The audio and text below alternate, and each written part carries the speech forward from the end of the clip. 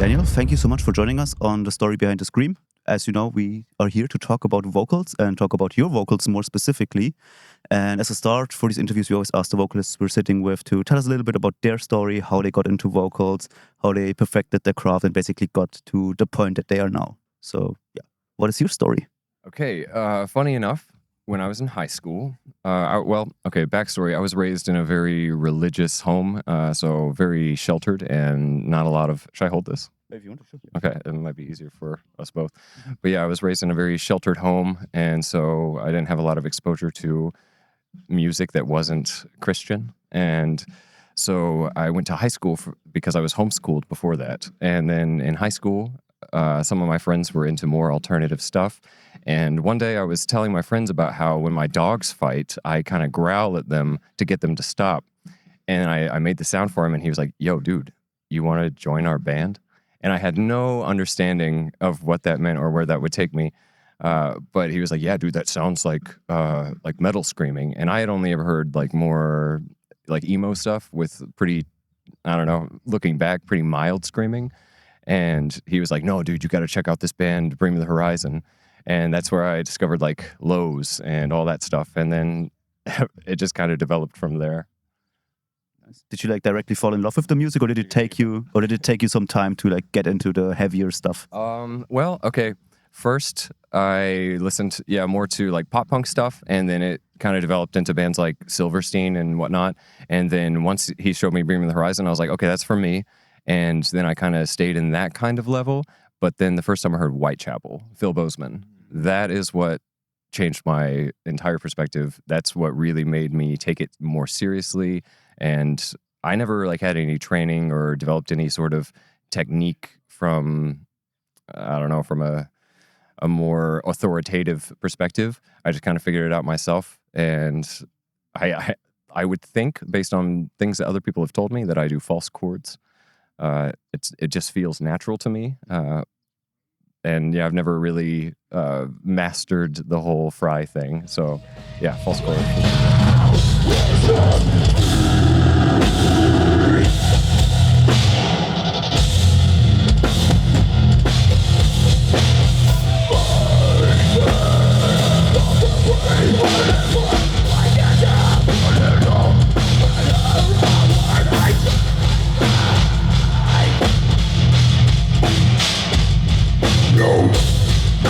What would be interesting for me now is like, how did you... Oh, got a friend there. That's like the first spider I've seen on you today. Oh, really? Spider-Man. Normally, By now. Yeah, it could help. Yeah. I'm a superhero. Kann sein. Can sign. Who knows? Probably not. What would be interesting for me now is what was like, how did you feel the change? Let's call it the Whitechapel change. Like you said, it took it more seriously. How did it change? How was it before screaming vocals for you, and what changed afterwards? Like, how did you change your routine, your practice, whatever? I would say at first I did kind of more like that, like, I don't know, scene kid screaming, like Danny Warsnop from Asking Alexandria. That was like, I thought that was prime, just, a good, like, slow, and then, the range above that. But then I heard Phil Bozeman, and I heard this, like, I was like, what is that? What is that? There's so much depth to it. It's so much broader. And that's when I discovered Gutturals. And yeah, I listened to New Era of Corruption over and over and over, and just tried my best to imitate it. And eventually the guttural started coming through. Mm-hmm. And really, it's just kind of a tongue placement thing, or like a way you hold your throat as well as a tongue placement thing. And after that, I felt like I really wrapped myself around what I wanted to be as a vocalist. Like the beast came out, or however you want to term it. And it was less, it has more balls. And after that, it was just like, okay, I want to go heavy. I want to go nasty. I want to, break some shit. Mm-hmm. And for over how many years? Like, what is the time range that we are talking about now? Hold on. Let me think. So I probably started around 15 when I just was, barking at my dogs. Mm-hmm. And I think I figured out Gutturals around 19, 20. Okay. And yeah, that was with my band in America. And then that like it all started as actually like a joke band, just kind of something to do in high school. It was like, on Thursdays we do band practice, and it was just covers and things like that. But then as we started writing our own material and started growing in the local scene, it just all kind of developed. And I would say none of us ever had any plans originally to do anything like to really take it further, at least not that band. But then it really developed, and like our drummer is now the drummer of Blot and You. And one of our guitarists is now the guitarist of Like Moss to Flames. So yeah, Columbus, Ohio is just a very good incubator for music and for bands. And I was fortunate enough to come up in that environment. We're getting for the final plan. We'll build some lighter shit. Oh, we must see it for the sun. The end of what we know. For it brings us heaven. Don't stop and let it go. I'll be a man. I know the many dead. Let the blood from us. I'm gonna be mad. Take some actions. I'm gonna be angry. Give the microphone to Eric, but I think I know what is the next question. Let's see what he's asking. Well, I've listened to some of your music, and I can't wait to dive deeper into the vocal specific aspects and to hear you live, sitting next to us.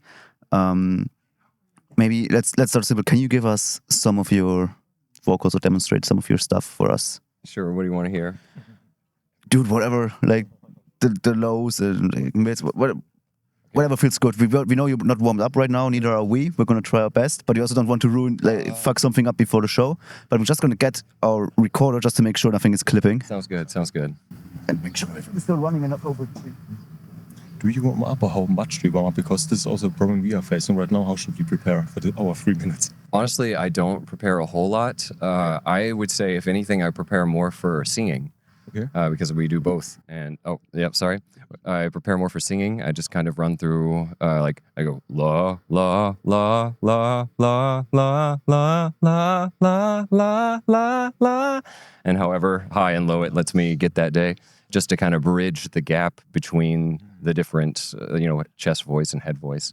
And but screaming wise, I don't really warm up that much. I just kind of do like a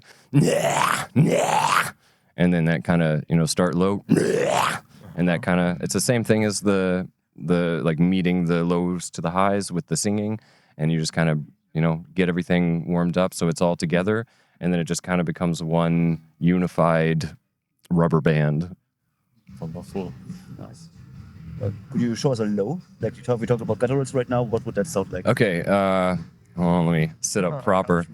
Okay, yeah, I would say that I'm a low-centric screamer, or I definitely used to be more than I am now. But actually, when I joined Artemis Rising, they were, at the time, a much lighter band, and I wasn't really trying to do anything with this band either. It was just kind of something after I moved here. They hit me up because a friend of a friend kind of situation, and I asked them like how much they really wanted me to be part of the band. If it was more of like I'll sing your songs and we'll play some shows and that'll be fun every now and then, or if we really wanted to properly make the band into like an artistic outlet. And they said, yo, full gas, let's go. And yeah, so now I kind of have a more varied style, which I think fits our music. But yeah, I would say let's start with the lows and just kind of work our way up. Sure. And lows, okay. So I usually, if I'm just warming up, it's kind of like, you get some syllables going, like some W's or some M's. So like a...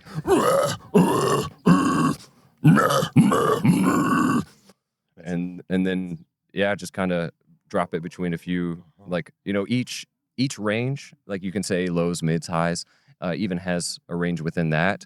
And yeah, my producer loves it because I'll term stuff like super lows, and he knows that he's got to like, put a little more gain on it.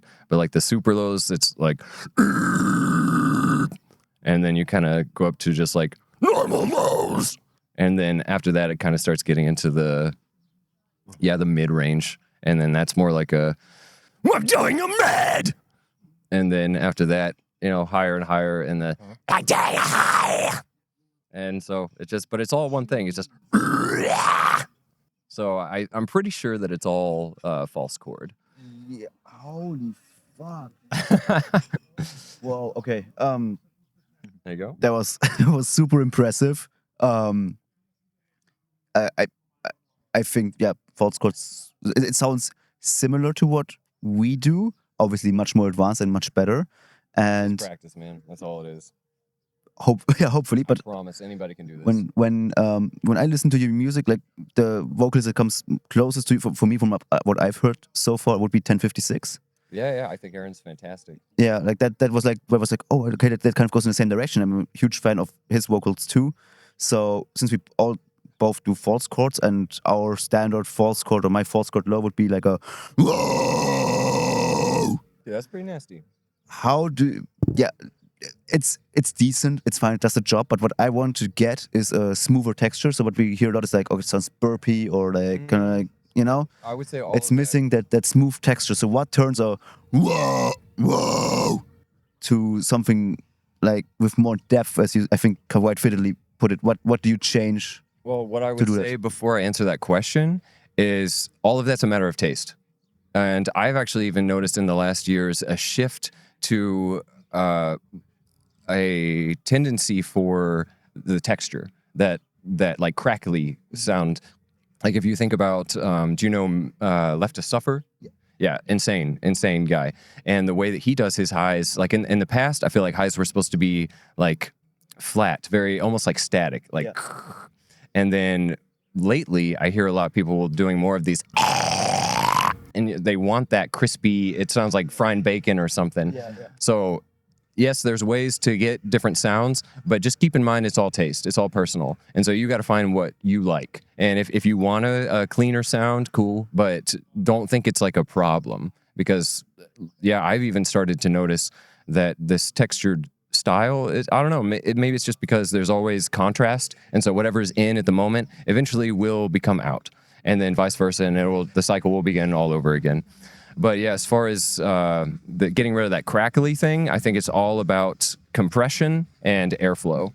And so, because everything is so nuanced, you know, you guys have been doing this long enough that you feel the moment that you get to versus to there's so much room to play in there.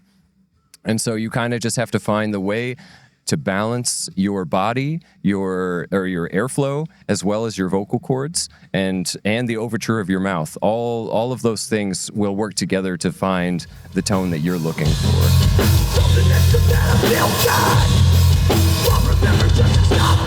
I gotta break the cycle now.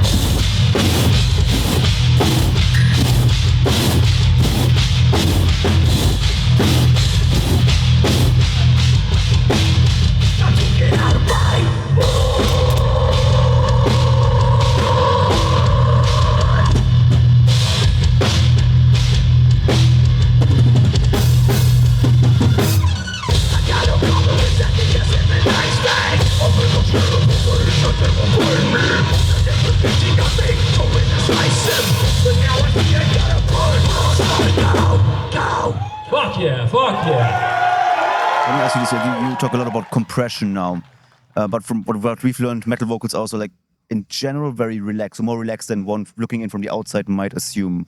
How relaxed are you when you do these vocals? Even that, relaxed in what perspective? From a mental perspective, from a throat perspective, from a gut perspective, because it's all muscle work, and so you can't be completely relaxed or you're just sitting there.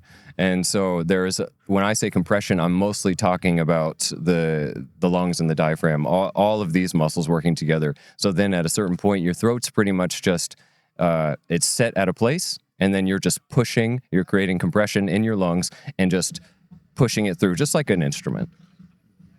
Because then you can just, it's just like notes. You just kind of pop between them. Technically, it's not. I mean, all noise has a note. Yeah. Any sound is a vibration, which has a frequency. So it's not that much different from singing. Yeah, I love what you say. Like we take coaching to learn this stuff, and also what our coach Dave from Screams Through Vocal Coaching is always saying. Like it has to be the right balance between airflow, distortion. What was the third part? What am I missing? Was it filters, airflow distortion? No, I'm missing it. But basically, basically like this distortion kind of involves the compression, but it has to be there has to be a balance of things. Yeah, absolutely. To get the right sound out. And what we are working on is exactly that, because probably the super like burpy sound maybe it's not the right balance of the things that I need to get this, for example, your sound. Your balance is probably different than what I have. You have a different body, different muscles. Exactly. Yeah. So I just found it super interesting. And you said you didn't take coaching, right? I never did anything. I've seen a few videos on Instagram here and there, but no one's ever taught me anything. Yeah. But for that, it's super impressive how well you can articulate it. It's like... Thank you. Yeah. It's just a lot of years. Yeah. I've been doing this since I was 15 and I'm 33 now, so a little bit of practice. A little bit, yeah. Crazy. JP? Yeah, I'm interested. You said everything is practice. You just also repeated it. Like, I'm interested now, how often do you practice? In general, how do you practice? Like, maybe in the past and nowadays? In the past, I did a lot just, in my room or like in the basement, whatever a teenager can find that isn't too unnerving to the environment. Now we play so many shows, I don't really practice that much. Like, shows are practice. If we have a gap between shows, we definitely will practice. We have a practice space and all that. And before, like the week before a show or something, I might practice in the car on the way to and from work. But yeah, definitely not as much practice if you're playing shows consistent.